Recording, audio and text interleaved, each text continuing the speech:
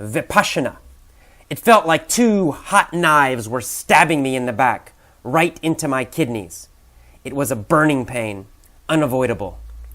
As my mind scanned this area of my back, it imagined two white-hot spots searing through my flesh.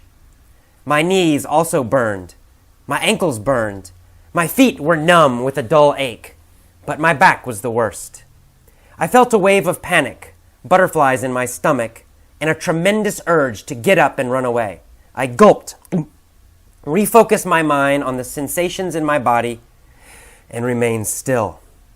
I tried to follow the advisor's instructions. Don't flee from the pain. Go deeply into it. My mind concentrated on the burning kidneys. I tried to observe the pain dispassionately. What was it exactly? What is pain? What exactly did it feel? How large was the painful area? How deep? As I delved into the pain, an amazing thing happened. The panic and fear drained away. My body heaved suddenly with a long, slow, very deep breath.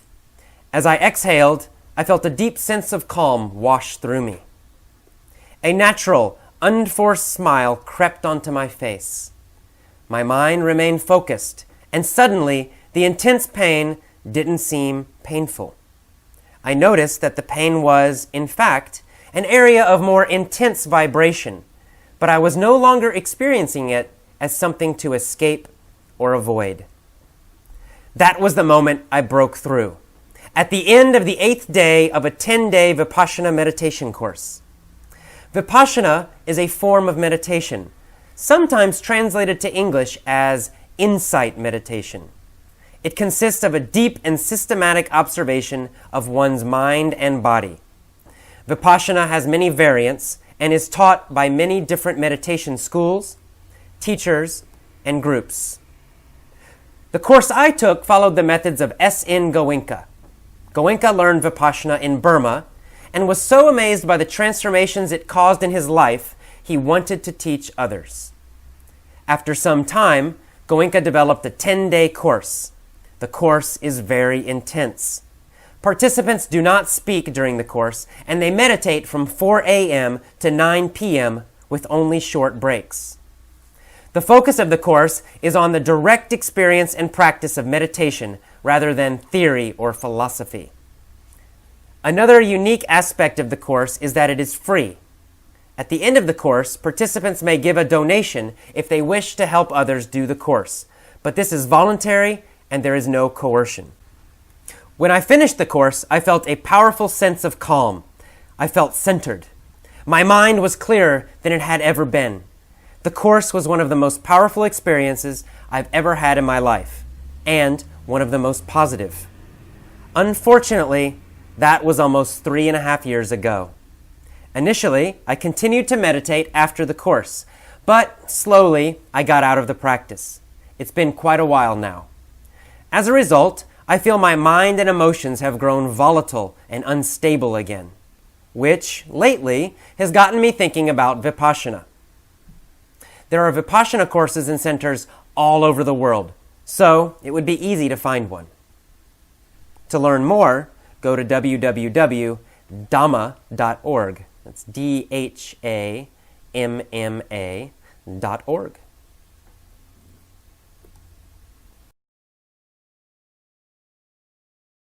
Let's get started. Today's vocabulary lesson is for the Vipassana article. It's pronounced Vipassana.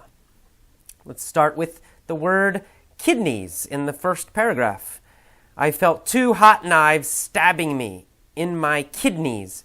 Kidneys are in the low back part of your back, right? The lower part of your back. And they're the organs, the body parts that clean your blood. They clean your blood. Those are called kidneys. They're the two little round organs. All right, then we have the word in the next paragraph, sear. I said it felt like something was searing through my flesh. To sear, S-E-A-R, means to burn. So it felt like something was burning my flesh. And of course, flesh means skin.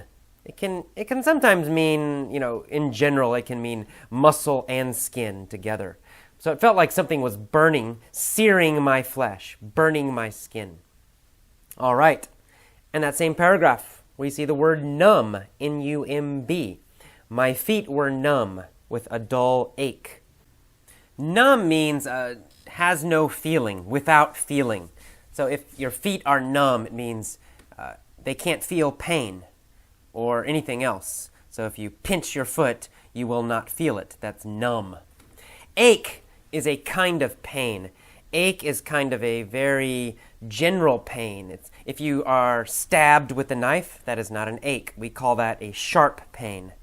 But if you run or exercise very hard, 2 days later, your muscles will ache. You feel a kind of pain over a large area. We call that an ache. All right. You see the phrase in the next paragraph, butterflies in my stomach. Butterflies in my stomach, or butterflies in your stomach, means you are nervous. It's a little slang phrase. We say it when we're nervous. Say, oh, I have butterflies in my stomach. It means I am nervous. Okay, in the next sentence, you see the word gulp. I gulped and refocused my mind. To gulp means to swallow. To swallow. So, that action of swallowing a big amount, we call that gulping. Sometimes if you take a really big drink, you have a Coke, and you drink a lot of it in one short time, we say you are gulping the Coke. You gulped it. All right. You see the word advisors in that same paragraph. Advisors means someone who gives you advice, someone who tells you what to do, someone who teaches you. So it can sometimes have the meaning of teacher. All right, in that same paragraph at the end, you see the word dispassionately. The adjective, of course, is dispassionate. Dispassionate means no feeling. Now, in this case, I'm not talking about physical feeling. I'm talking about emotion. So dispassionate means without emotion, no emotion, very calm. You don't get angry. You don't get worried. You don't get upset. You're very, very calm. You are dispassionate. If you do something with that kind of feeling, without much emotion, you do it dispassionately, adverb. All right, the next paragraph, you see the verb phrase, delved into. I delved into the pain. To delve into something means to go into it deeply. Sometimes it has the idea of dig, D-I-G, to dig into something.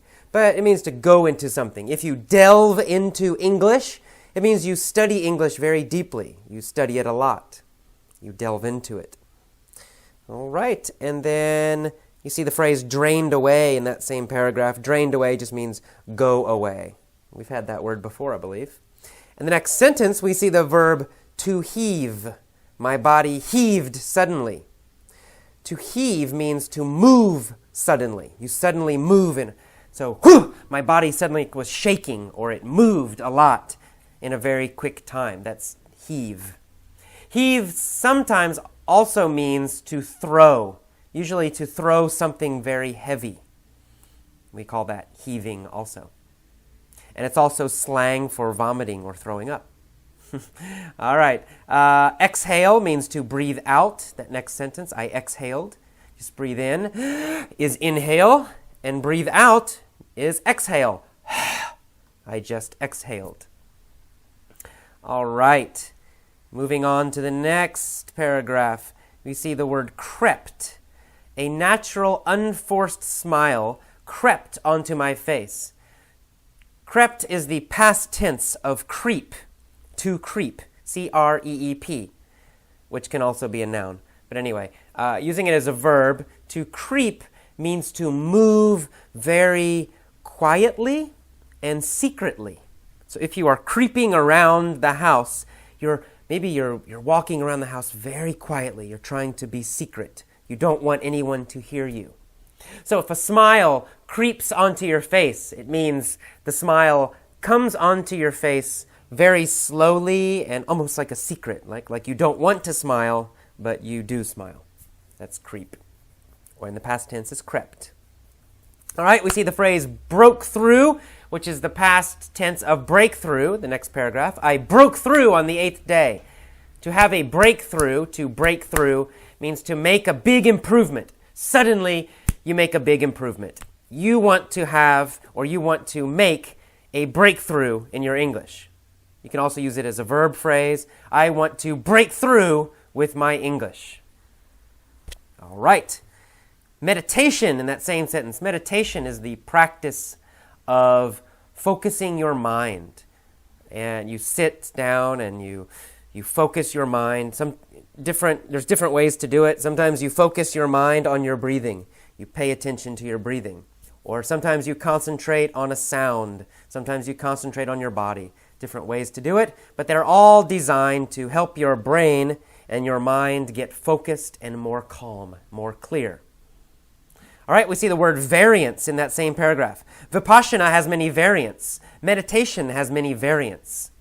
A variant is a variation or a kind. There are many kinds of Vipassana. There are many variants of Vipassana.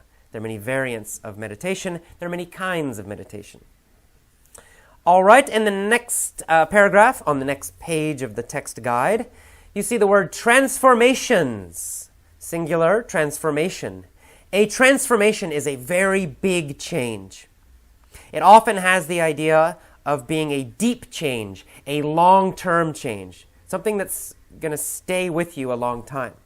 So when Goenka learned Vipassana meditation, his life changed very deeply, and it changed for a long time, very seriously.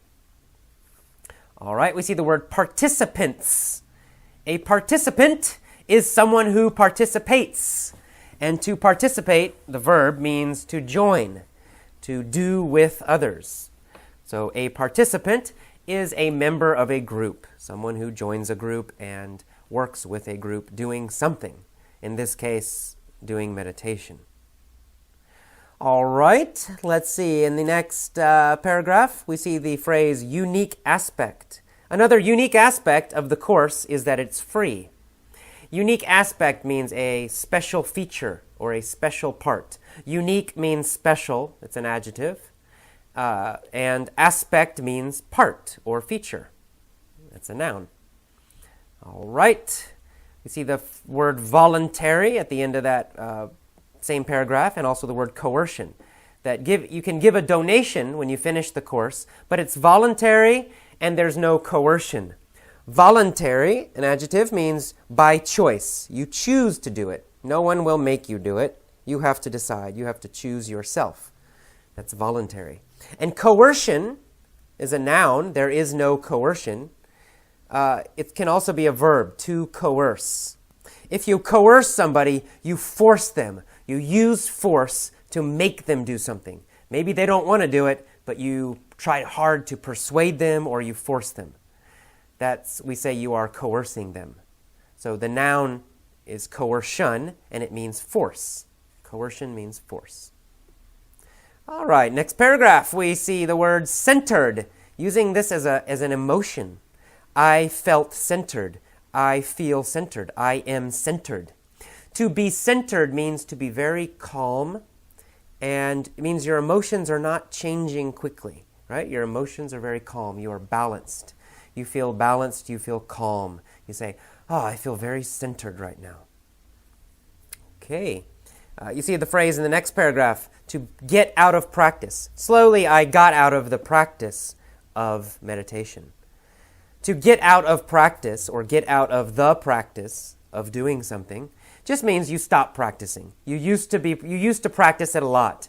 So you might say, I'm out of the practice of English. I got out of the practice of English. I got out of practice. Or I'm out of practice right now. It means in the past you studied English and you used English, but now, recently, you haven't been talking to anyone. You haven't been listening to English. You haven't been using it. You are out of practice right now. All right, in the next paragraph, we have the words volatile and unstable, which are similar words. Volatile, we've had before. It means to be very chaotic, or to change very quickly and suddenly and all the time. If something's volatile, it can very quickly change. And especially it has the idea it could very quickly explode. Gasoline, right? Petrol in British English. Petrol or gasoline is volatile. It's very easy to change. It means if you have a match, a lighter, or a fire, It will explode, boom, very easily. So gasoline is volatile. And unstable means, stable, let's get the positive first. Stable means something that doesn't change easily. If something is stable, it's kind of calm and it's not going to fall down, it's not going to change easily. So unstable is the negative, so it means not stable. So it means it can change quite easily. It can fall down quite easily. Okay, that is all for today's vocabulary lesson. See you next time. Okay, it's time for the mini story lesson for the Vipassana article vocabulary. Let's get started. We're going to practice a few words and phrases. Number 1 is butterflies in her stomach, or butterflies in your stomach, or my stomach. Butterflies in the stomach means nervous. If you say, I have butterflies in my stomach, it means you are nervous. Centered is our next word. To feel centered, using it as an emotion, a feeling. To feel centered means you feel very calm. Dispassionate. Dispassionate means you do not feel emotion. It's an adjective. If you are dispassionate, you feel no strong emotions. You're very, very calm. No emotions, no upset, nothing. Sear or searing, to sear is a verb. It means to burn. Coerce. Coerce means to force, to make someone do something. Okay? To creep, using it as a verb. To creep means to walk very quietly or secretly. Past tense is crept. All right? To heave. To heave means to throw. Usually throw something very heavy. And that's it, I guess. I think that's all of our vocabulary for this story. Let's start the story. First, I'll read the story at a normal rate. Neko had butterflies in her stomach. She tried to calm down. She wanted to feel centered, but she couldn't calm down. Neko the cat was hungry. Inu, a large dog, was guarding the kitchen. Neko could smell the food. She tried to be dispassionate, but the smell made her even hungrier. It felt like something was searing her stomach. She knew she couldn't coerce the dog and make him leave. She had to creep into the kitchen without being seen. And so she crept. She saw a plate of stinky fish in an open cabinet. But then Inu the dog saw her. The dog barked, "Roof!" and ran towards her.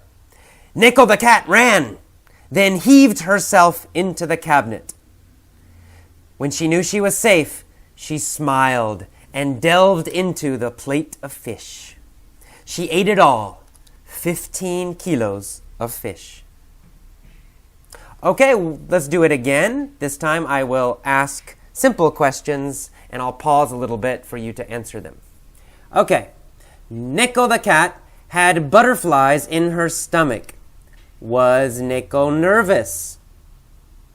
Yes, she was. She was nervous. She had butterflies in her stomach. Did she have cats in her stomach? No, she didn't. She didn't have cats in her stomach. Did she have birds in her stomach? No, she didn't have birds in her stomach. What did she have in her stomach? Well, we say she had butterflies in her stomach. Did she really have butterflies in her stomach? No, she didn't really have butterflies in her stomach. That means only she felt nervous. Neko felt nervous. So was Neko calm? No, Neko was not calm. Neko had butterflies in her stomach. So she tried to calm down. She wanted to feel centered. Did she want to feel nervous? No, she did not want to feel nervous. Did she want to feel calm? Yes, she wanted to feel calm. She wanted to feel centered. Did Neko feel centered? No, Neko didn't feel centered. She wanted to feel centered, but she did not feel centered. Could she calm down? No, she could not calm down. She could not calm down. She could not feel centered. She felt too nervous. Okay, why did she feel nervous? Why was she not centered? She was not centered because she was hungry. Okay, Inu, a large dog, was guarding the kitchen, protecting the kitchen, watching the kitchen. Neko, the cat, could smell the food. She tried to be dispassionate. Did Neko try to be calm? Well, yeah. Did she try to be upset? Well, no, of course not. She didn't try to be upset. What did she try to do? Well, she tried to be dispassionate. She tried not to have any strong feelings. She tried not to be upset. She tried not to be emotional. She tried to be dispassionate. Did she feel dispassionate? No, she did not feel dispassionate. She was very hungry. She was very upset. She wanted to feel dispassionate. She tried to feel dispassionate, but she really did not feel dispassionate. She was upset. She was hungry. Okay, why was she so hungry? Well, because she could smell some food in the kitchen, some fish. It made her even more hungry. How did her stomach feel? Well, it felt like something was searing her stomach. Did it feel like something was searing her stomach? Yes, it did. It felt like something was searing her stomach. Did it feel like something was burning her stomach? Yes, it did. It felt like something was burning her stomach. Something was searing her stomach. Did it feel like something was searing her arm? No, it did not feel like something was searing her arm. Did it feel like something was searing her leg? No, it did not feel like something was searing her leg. Where did she feel a searing, a burning? Well, it felt like something was searing her stomach, like burning her stomach. Neko knew she couldn't coerce the dog. Could she force the dog to leave? No, she could not force the dog to leave. She's too small. She could not coerce the dog. Could she persuade the dog?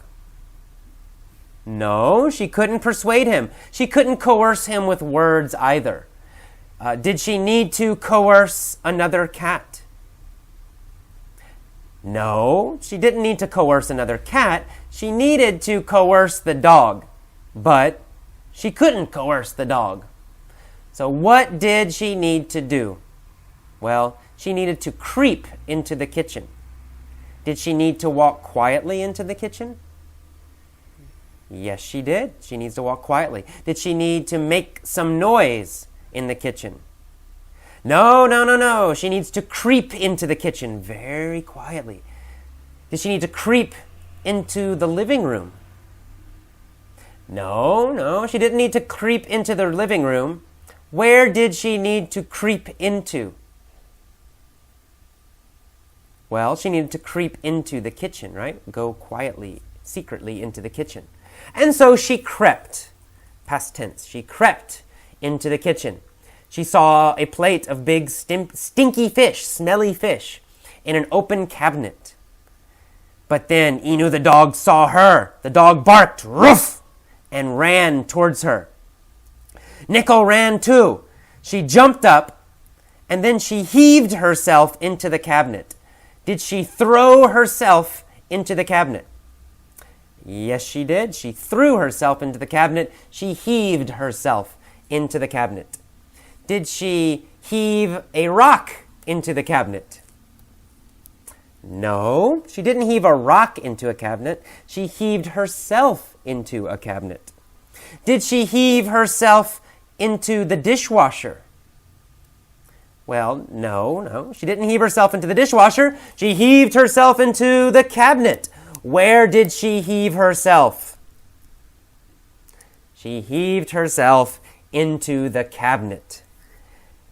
And she made it. She was successful. She jumped into the cabinet. She heaved herself into the cabinet, and the dog could not catch her. When she knew she was safe Neko-chan smiled. And then she delved into the plate of fish. Did she eat carefully? No, she didn't eat carefully. She delved into the plate of fish. She went into the plate of fish very deep. Both paws, both hands, grabbing all the fish. She delved into the fish. Did she delve into a chocolate cake?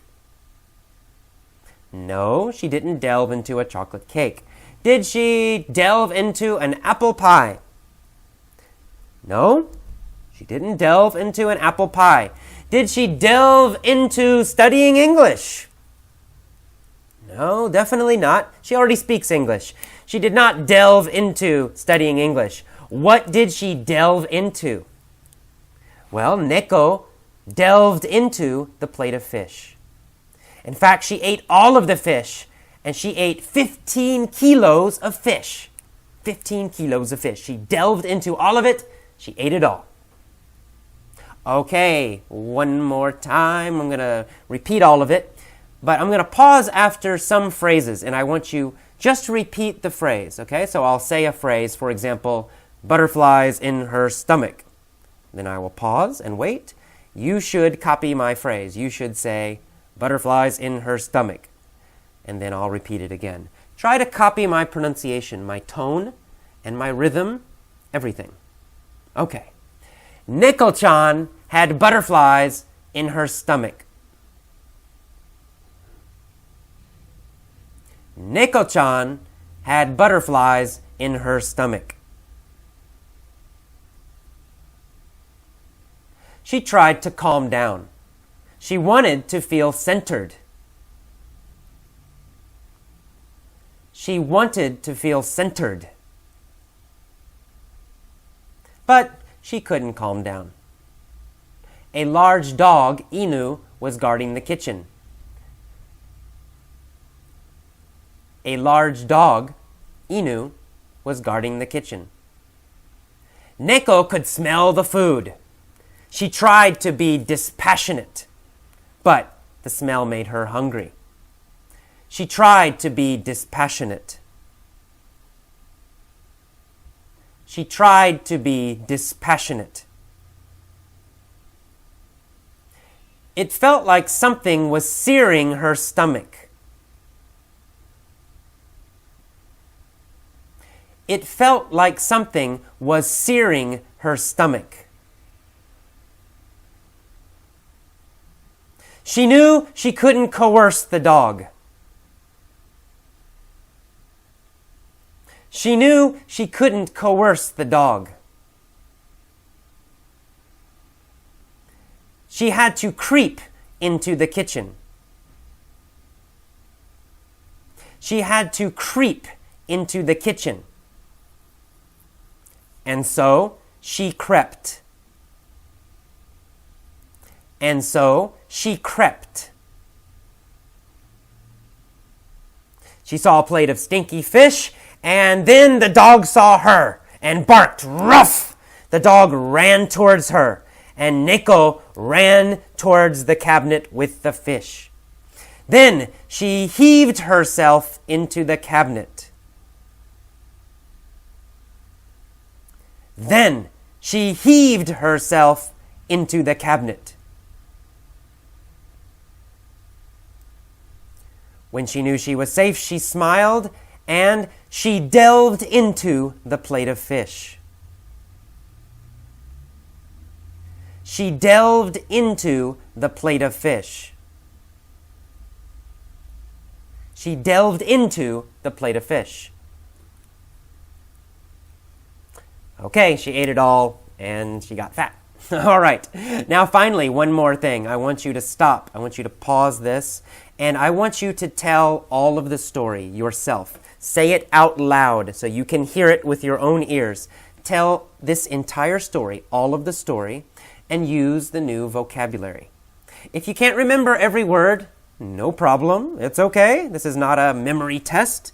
I just want you to remember the key vocabulary. So try to tell the general story and try to use the vocabulary. If you have a lot of problems, just relax. listen again. Listen 10 times, listen 100 times. It doesn't matter. Listen often, and then try to tell it yourself. Okay, that's all. See you next time. Bye-bye. About 3 years ago, I did a Vipassana meditation course. It was a 10-day meditation course. I actually did it in Florida, in the United States. Vipassana it means insight meditation. It's a kind of meditation. I guess it's a Buddhist meditation, although there's not really a lot of religious teaching around it. You can be any religion and do Vipassana meditation. And it's basically a system, a way of examining, looking at your brain, your mind, and your body. So it's just paying attention, basically, to your mind and your body. In the article, I started off very dramatically describing this intense pain that I felt at one point in the meditation course I did. It's a very intensive course I did. It's 10 days, meditating all day, very positive. But because of the way I am, my personality, I tend to do things very strongly sometimes too strongly. In fact, Pin, one of our members, sent me an email saying, "Oh my God, what were you doing? That's not real Vipassana. You shouldn't be, torturing yourself with pain." And of course, he's right. In fact, the Vipassana teacher at my course, I told him, "Oh, I'm in so much pain, but I'm trying not to move because I'm not supposed to move. I'm supposed to observe the pain." And at one point, my body's shaking because my back and my knees hurt so much. And he told me, "Oh, you need to relax." He's like, this is not a torture exercise, so please relax. And if you're in a lot of pain, move your body if you need to. So anyway, that kind of intense pain is not the normal thing you need to experience at a Vipassana retreat. So I hope I didn't scare all of you away from Vipassana. It's actually very positive. And in fact, overall, my experience with the Vipassana course was very, very positive, especially after I talked to the instructor and realized I could relax and not be so intense with it. And at the end of the course, I felt that I had a lot greater awareness of myself, my own mind, and my own body. And I continued to meditate for quite a while after that, every day. But unfortunately, life intruded, and I got busier and busier, and I just started meditating less and less each day, until finally I just stopped doing it altogether. And it's now been, I suppose it's been a couple years since I regularly meditated every day. And it's really something you should do every day. It's kind of like running. I consider it a kind of mental exercise. You could think of it that way. You need to exercise your mind every day, just like you need to exercise your body. And with meditation, it's the same thing. You really need to do it daily so that you can experience a deeper and deeper awareness. And it has various benefits. But anyway, and there are lots of different schools of meditation. Vipassana is only one. There are Tibetan styles of meditation. There's endless number of kinds of meditation. Each one tends to appeal to different kinds of personalities, different kinds of people. But they all have similar benefits, I think, if done well. So anyway, I've started thinking about Vipassana lately because my life has been quite unbalanced. I've been so busy with my students here in San Francisco and the website, and I'm still doing a little bit with the linguist, just started up. Of course, just my general social life. I got to take care of my friends and Tomoe, and lots of things to juggle, lots of things to balance, and not so easy sometimes. So I started thinking, Vipassana, I should really be doing Vipassana. It's very healthy for me. It's a very good practice, both at a very surface level. At a surface level, it helps you kind of stay calm and kind of keep your emotions from getting too crazy. And at a much deeper level, it is kind of a I don't know if I want to say religious, but spiritual practice. For all those reasons, I've been thinking about it again lately. I've also been thinking about running again. I used to run quite a bit. I used to train for marathons. I did a couple marathons, and I felt great when I did that. My body was very healthy. Again, I got really busy. I also moved to Bangkok, Thailand, which has a lot of air pollution, and I didn't enjoy running there. So, for that reason, also, for a couple years, I have not run. So I've been neglecting my mind and my body lately. That's why I decided to write this article about Vipassana, because I've been thinking about it. So anyway, in the article at the end, I give you a website you can check out if you're interested in meditation, and particularly Vipassana meditation.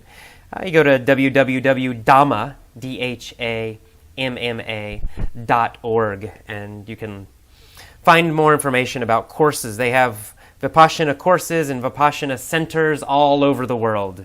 Every inhabited continent has, I think, at least one, probably many. So anyway, check it out. It is quite positive, and it's not quite as torturous and painful as my article might imply. In general, one last issue here before I go. I've been thinking a lot about the issue of life balance, balancing the different things in our life. Everyone listening to this is trying to learn a language. You're trying to improve your English. For me, I'm trying to learn Spanish. Most of us also work. A lot of us have girlfriends, boyfriends, husbands, or wives. Some of you may have children. Of course, we have our bodies to take care of, physical exercise, eating well. We have a community of friends and extended family, such as our grandparents, uncles, aunts. So, how do we balance all those things? How do we find the time to take care of all of those things? And, some of you also, like me, may be starting your own programs or little businesses. You might be entrepreneurs. That adds yet another thing to balance and work on. So we have all these things we want to improve in our lives and keep going. And it's quite tough. You start focusing on your body and exercising, and you spend a lot of time doing that. And it's easy to maybe forget your relationships, or maybe your job suffers a little bit, or maybe your English learning suffers a little bit. So it's quite tricky, I think, to find the balance and find the time to do all of these things and to keep them all going and to be successful in all the different areas in our lives, all the aspects of our lives. I think we need to think about that a lot, and we need to constantly look at our lives and make sure we've got that balance, that we're not doing too much in one area and forgetting another area. We don't want to lose our girlfriend or boyfriend or husband or wife just to learn English. On the other hand, we do want to continue to keep learning and developing our mind, so we don't want that to suffer either.